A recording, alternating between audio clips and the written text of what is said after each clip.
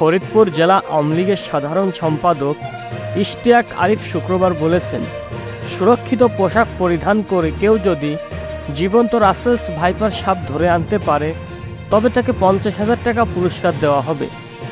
এদিকে Russell's viper সাপ নিয়ে জরুরি নির্দেশনা দিয়েছেন স্বাস্থ্য ও পরিবার কল্যাণ মন্ত্রী ডক্টর সামন্তলাল সেন। পিটিয়ে মারা নয়, রাসেলস ভাইপার জীবিত ধরলে 50,000 টাকা পুরস্কার ঘোষণা করেন তিনি। জীবিত রাসেলস ভাইপার সাপ ধরে নিয়ে যেতে পারলে পুরস্কার পাবেন।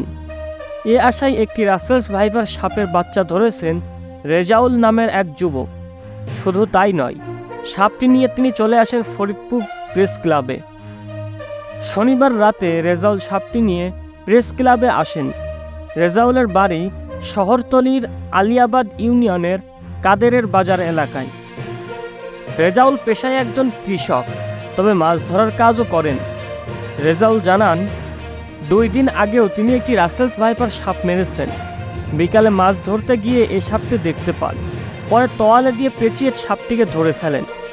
এ সময় সাংবাদিকদের প্রশ্নের জবাবে রেজাউল জানান, স্থানীয়দের কাছে জেনেছেন জীবিত রাসেলস ভাইপার সাপ ধরতে পারলে ফরিদপুরের নেতারা পুরস্কার দেবেন। এ কারণে মূলত জীবিত সাপটি ধরেছেন তিনি।